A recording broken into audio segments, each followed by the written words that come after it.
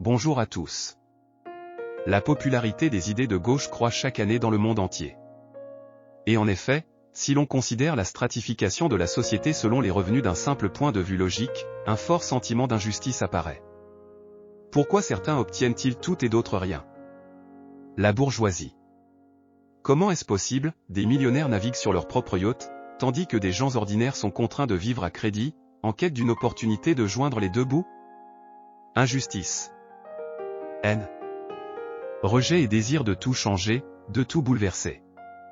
Ce terrible capitalisme, cette bourgeoisie, cette stratification mondiale de la société, seulement 2% de la population de la planète Terre possède la moitié des richesses mondiales. Est-ce mal? Bien sûr que c'est très mal. Soustraire et diviser. Soustraire. Diviser. Mais en réalité, tout est plus compliqué qu'il n'y paraît à première vue. Je propose d'analyser cela à l'aide d'un exemple simple, d'approfondir le problème et d'aborder l'exemple précis de personnes extrêmement riches qui contrôlent le monde entier. Cette discussion est nécessaire pour comprendre l'impact de ce fait sur nos vies actuelles, celles des gens ordinaires. Et pour que ce soit plus clair, je pousserai délibérément la situation de mon exemple jusqu'à l'absurde. Imaginons qu'un seul supermilliardaire, très impudent et très rusé, ait volé, acheté, privatisé, bref, pris à tous les autres toutes les usines, tous les navires, toutes les usines, toutes les maisons, tous les gisements minéraux. Et maintenant, 100% des biens mondiaux, toutes les richesses mondiales lui appartiennent. Un exemple purement hypothétique, bien sûr. Qu'est-ce qui changerait pour les gens ordinaires dans une telle situation? Amis, en réalité rien ne changera, et je vais maintenant essayer d'expliquer pourquoi. Cet homme super riche sera physiquement incapable d'engloutir et de digérer toutes les entreprises, tous les actifs. Il devra nommer des personnes extérieures, des managers, qui devront tout gérer directement. Conclusion logique simple, plus le manager travaille bien, plus le salaire que notre super milliardaire devra lui attribuer sera élevé. Peut-être sera-t-il même nécessaire d'allouer une partie des actions de son entreprise à des managers importants, juste pour qu'il y ait une certaine sélection, une certaine concurrence, un certain intérêt parmi les managers, et, par conséquent, une hiérarchie se construise. Car s'il n'y a pas d'intérêt pour le travail, la qualité du travail baissera constamment et l'économie s'arrêtera. Vous objecterez immédiatement, mais il y a la méthode de la carotte et du bâton. Oui, mais la méthode de la carotte, la méthode de la punition, comme toute l'histoire du monde l'a montré, fonctionne bien moins bien que la méthode de la carotte, la méthode de l'encouragement. Comme l'a dit le héros du roman de Mikhaïl Bulgakov Cœur de chien, le professeur Preobrazensky, avec tout être vivant, on ne peut utiliser que l'affection, et rien d'autre. Seul le langage de la gentillesse et de l'affection, du bienfait, de l'encouragement est compris par l'homme. Et donc, la carotte sera toujours plus efficace. Fouet. En pratique, il a été prouvé qu'il est impossible de gérer efficacement les gens par la peur et la soumission servile, car cela finit toujours mal, que ce soit pour le bien de la cause ou pour le propriétaire d'esclaves lui-même. C'est pourquoi des mécanismes subtils et spéciaux ont été intégrés au système capitaliste, qui, à première vue, nous semble injuste et prédateur. Personne ne veut vivre éternellement dans la peur de la prison ou de la mort, et il faut admettre qu'il n'est généralement pas très agréable pour les gens, même les plus sanguinaires, de tirer et d'exécuter les autres à jamais. Cela contredit la nature de notre psyché. Et bien sûr, notre multimilliardaire, doté de ressources et d'un pouvoir illimité, ne tirera probablement sur personne lui-même, mais se contentera de démettre ses subordonnés négligents de leurs fonctions, les privant de leurs revenus. Et les personnes talentueuses et travailleuses devront inévitablement être encouragées et promues. D'accord, avec une telle évolution des événements, absolument rien ne changera pour les citoyens ordinaires. Ils ont travaillé à leur place et continueront à travailler au mieux de leur talent et de leurs capacités. Et qu'en est-il de notre conditionnel? Qu'est-ce qu'un super que fera le milliardaire avec l'argent qu'il a gagné? Bien sûr, il n'a pas seulement besoin d'argent sous forme de chiffres sur un compte bancaire ou d'espèces, de billets de banque, d'emballage de bonbons, car il possède déjà tous les biens du monde, il peut les imprimer lui-même.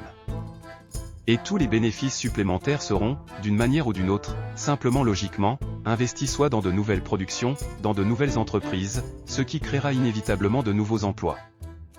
Où il faudra devenir philanthrope et simplement distribuer sa richesse aux segments les plus vulnérables de la population.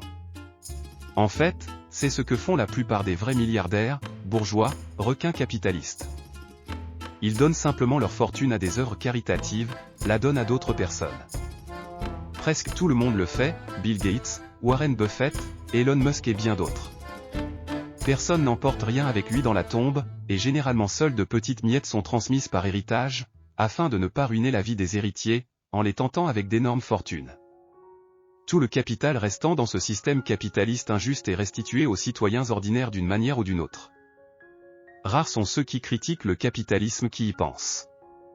Comme vous pouvez le constater, les activités de nos milliardaires super riches et tout-puissants conditionnels profitent inévitablement à tous, proportionnellement à leur travail acharné, à leurs talents et à leurs aptitudes naturelles. Certes, l'esprit d'entreprise, la persévérance et même la capacité à passer outre pour le profit sont également les bienvenus. Mais ceux que la nature a offensés pour une raison ou une autre, ceux qui sont nés avec un handicap, ne seront pas laissés sans moyen de subsistance d'une manière ou d'une autre. Car les fondations caritatives sont inévitablement créées par des capitalistes extrêmement riches. Cela se produit plutôt pour des raisons psychologiques internes.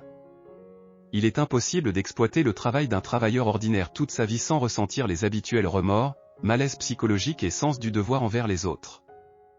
Ceux qui ont accumulé de gros capitaux, d'une manière ou d'une autre, ressentent une certaine gêne, voire un sentiment de honte, et tôt ou tard, l'idée de créer des fondations caritatives, des moyens uniques d'expier leurs péchés, surgit inévitablement.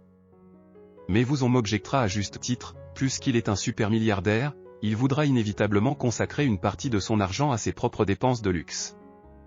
Bien sûr, notre hypothétique milliardaire tout-puissant voudra se construire un super avion, un super yacht, un super palace. Mais ces dépenses créeront inévitablement des emplois supplémentaires pour un grand nombre d'ouvriers et de spécialistes. Certains spécialistes devront concevoir et construire ces voitures, yachts, maisons et avions, tandis que d'autres devront les réparer, les entretenir et les maintenir propres. Après tout, ce n'est pas le milliardaire lui-même qui s'en chargera, vous êtes d'accord? Autrement dit, de ce côté-là, notre super milliardaire, même s'il le voulait vraiment, ne pourrait pas nuire au peuple par son existence. Seules les affiches de propagande de gauche représentent un bourgeois avec des crocs et du sang, affirmant qu'il boit constamment le sang du peuple, du prolétariat. Mais en réalité, quoi qu'il fasse, le peuple aura toujours une chance de s'enrichir et de devenir le même capitaliste, le même bourgeois. Personne ne le lui interdit.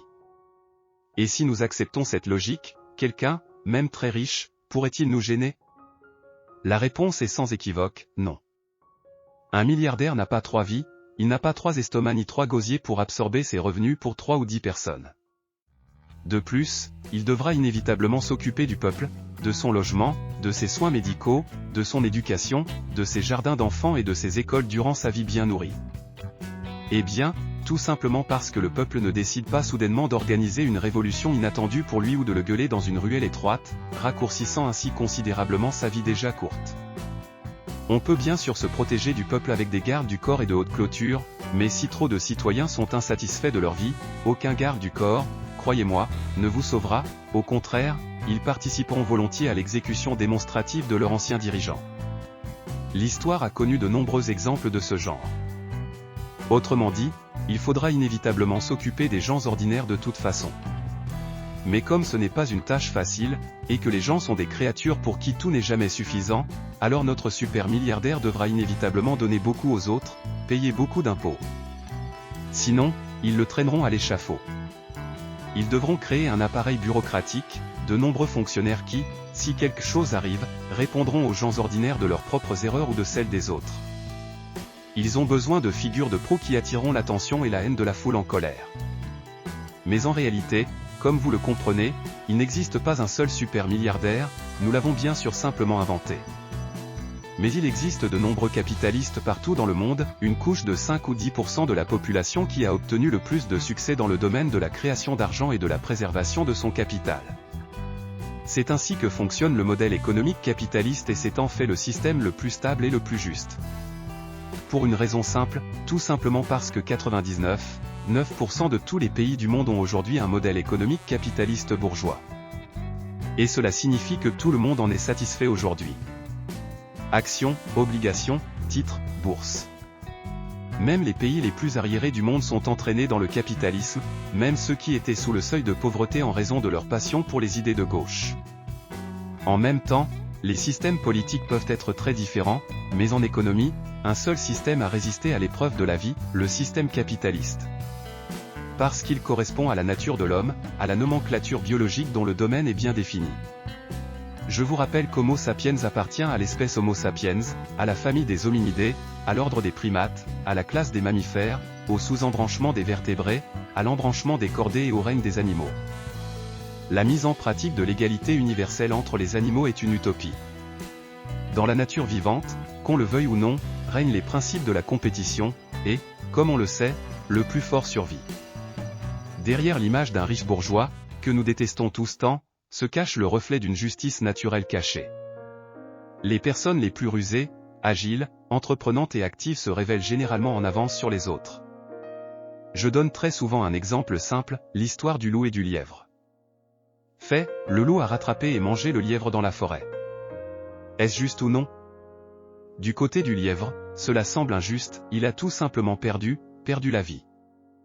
Mais du côté du loup, c'est tout à fait juste, plus qu'il a mangé, nourrira ses louveteaux, et son espèce continuera de se développer. Mais tôt ou tard, le loup mourra, son corps deviendra la nourriture des micro-organismes du sol. Ces nutriments deviendront la base de la jeune herbe verte, qui sera mangée par les lièvres, les descendants du lièvre autrefois si impitoyablement dévorés par le loup. En fin de compte, la plus haute justice naturelle triomphe. Bien qu'au niveau local des événements individuels, bien sûr, aucune justice n'existe par définition. Ceux qui contestent un tel état de fait contestent en fait la nature, la biologie, les processus naturels qui se produisent dans nos vies. J'espère vous avoir donné matière à réflexion et que la prochaine fois que vous voudrez crier « emporter et diviser », enlever et diviser, déposséder, vous vous souviendrez sans doute de cet exemple du loup et du lièvre, du fait que la justice, en principe, ne peut être obtenue à un instant T. Mais à l'échelle mondiale, dans la nature, la justice est, bien sûr, inévitable. Abonnez-vous à cette chaîne. Merci de votre attention et à bientôt.